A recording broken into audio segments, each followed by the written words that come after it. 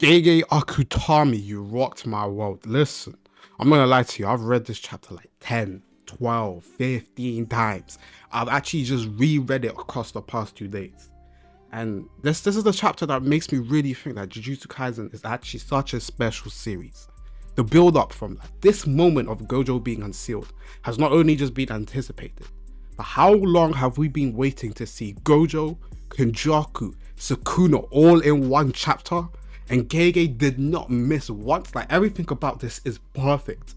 From Gojo's interactions with Kenjaku, talking to him saying, this will be your last words, so choose them wisely, bruv. I'm like, nah, man.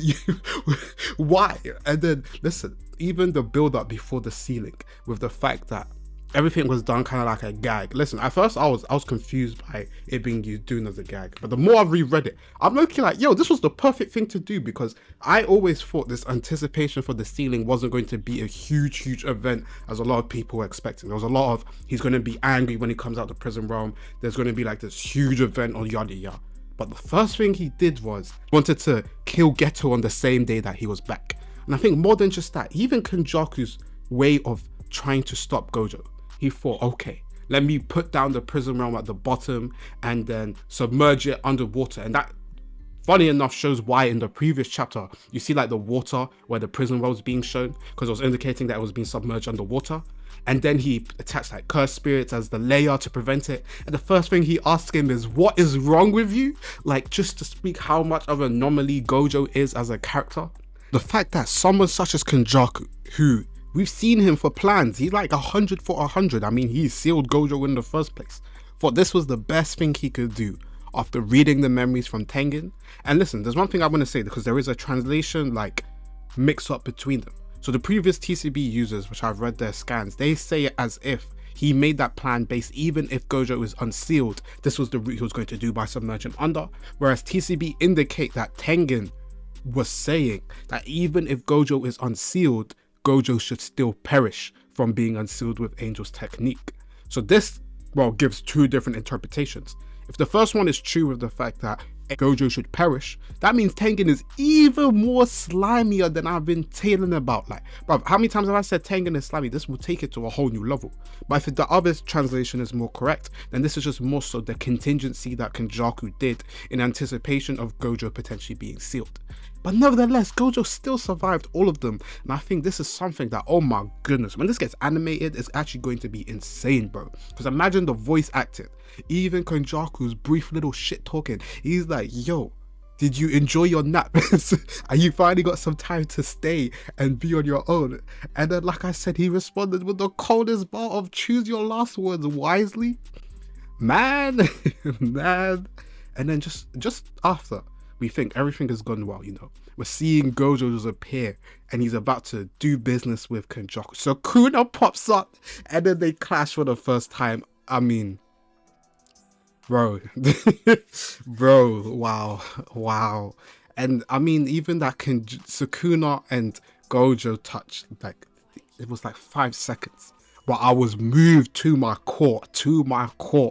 And then we got the callbacks to the things in the past, where Sukuna says, once I get my body back, you would be the first person I killed. And I think the way Gege integrated it together, he has the flashback of what they said, and it goes nicely until the events of what he said, and he says, Gojo, I will finish you.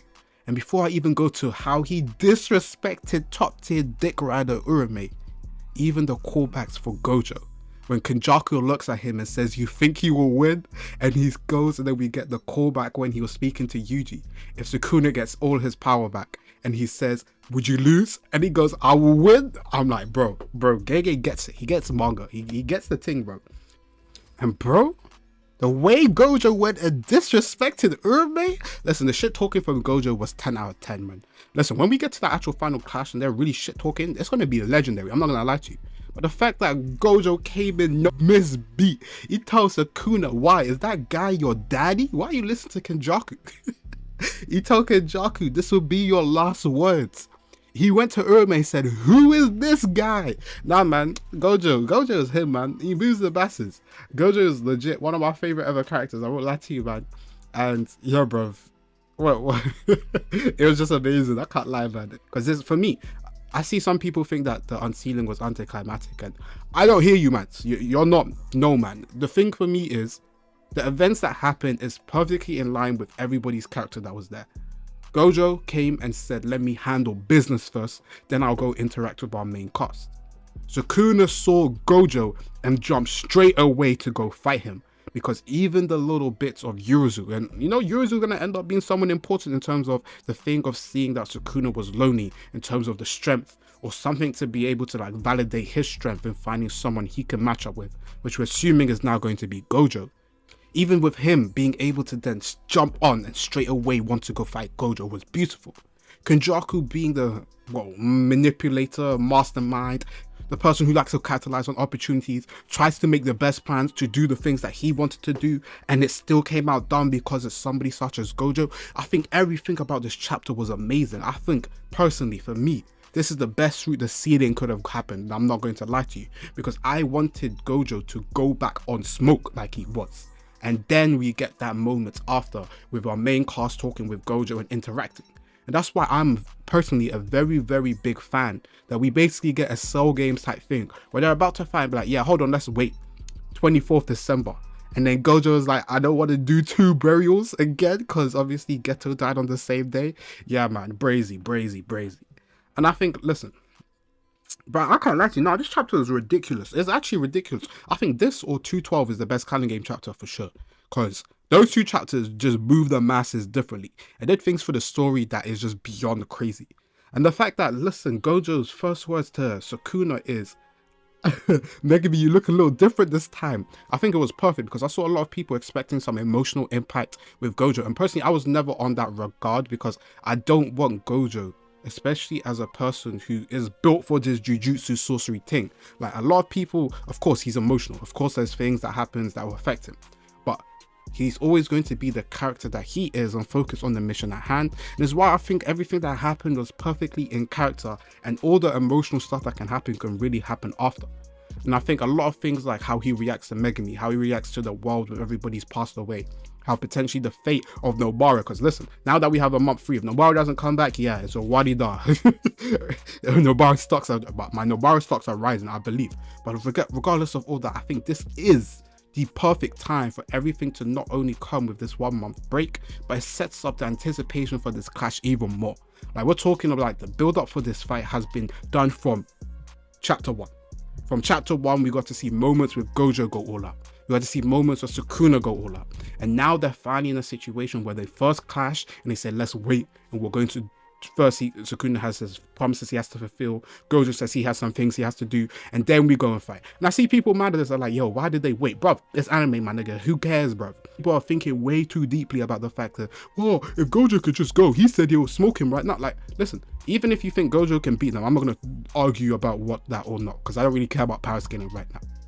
The most important thing is the fact that Gojo himself acknowledged that it would be a pain to fight both Kenjaku and Sukuna. He said, I came here to kill the person in Geto Suguru's body, but I wasn't expecting Sukuna to be there because it's most likely a binding vow. What a pain. So people who are being overhyping this and this or overhyping that and that, bro, let's just enjoy the chapter. This chapter was just so good and it gave us legit everything we've wanted to see for such a long time. That's why when people said, oh, the build up for this wasn't, I'm like, bro, this has been building up all the way from the beginning of the series. The build up is from the story events, not just because one chapter spent to actually build up the events of the ceiling, which for me was something that I personally didn't want. And more so than just that, the things that can come from it in terms of the emotional impact with our main cast is perfectly set up for the next chapter in my personal opinion, and it will really hone in the whole experience of Gojo is finally back.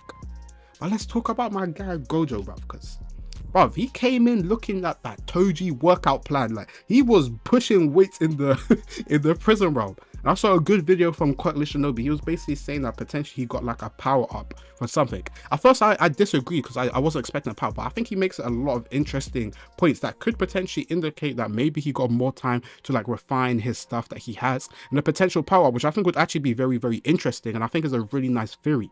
More than just that, it would balance out potentially with Sukuna getting 10 shadows and then, well, Gojo had time to basically work in a hyperbolic time chamber, and it sets up for the anticipation for this clash to be even more special. Like, you had Kenjaku beat Vince McMahon, tell them, hold on, player. 24th December, we'll run back the time, run back the eventual fight. And I think, yeah, man, this is everything we wanted from JJK. Bro, this is like one of my top 5 things I want to see animated. I mean, really and truly, even the scenery, dog. The scenery of Gojo just staring at Kenjaku with the abandoned buildings and everything, like, it was beautiful. Even Gojo, look, he was looking clean. Man came in new fade, looking clean in the new art style. Came in gym sessions, bruv. He came in looking different. I'm like, yo, Gege gets this thing, bruv. Like, he understands how to move the masses. I was, nah, man, I haven't been this moved from a chapter since, like I said, 212 from JJK. And it just cements to me personally, yeah, regardless of what happens with JJK, this has been a series that I think I've enjoyed probably the most reading weekly. I'm not gonna lie to you, man.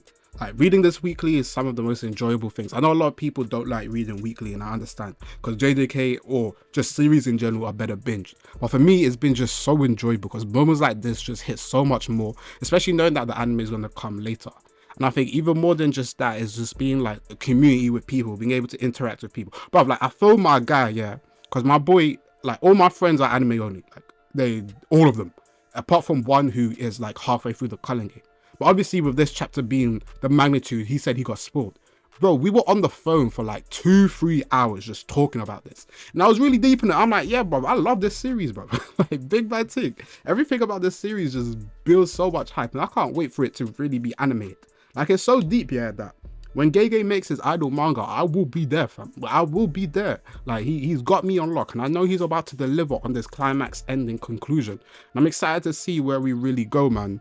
I think, listen, the fact that we're going to get a training arc, which in my opinion is going to be perfect for our main cast, such as Yuji and etc.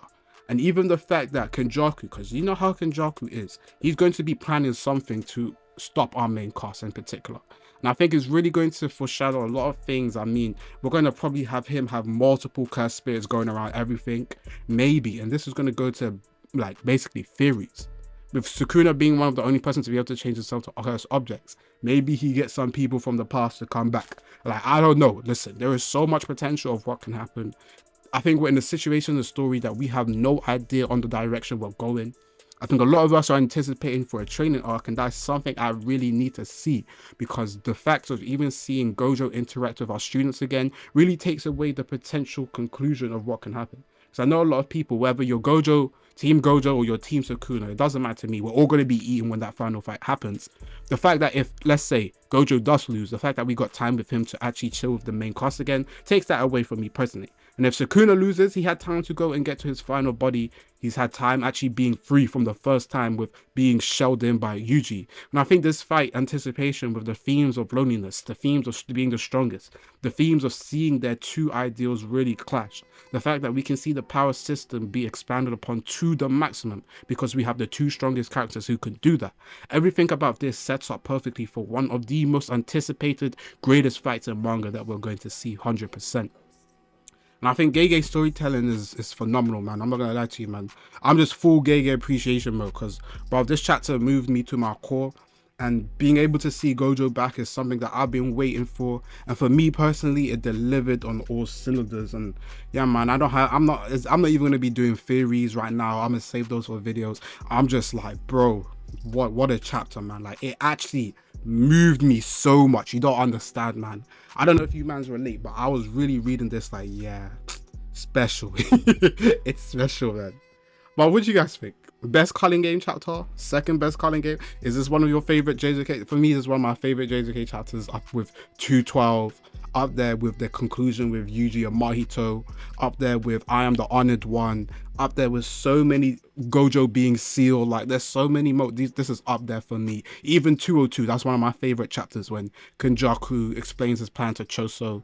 The artist, he says, I feel like I'm an artist with a blank canvas, and you see the Attack on Titan type cursed spirit go over. Brazy, man. Yeah, man. It's just, what a great chapter, and I'm just happy we got to see Gojo back again, and I'm excited to see what events come in the future. So thank you guys for watching. Obviously, yeah,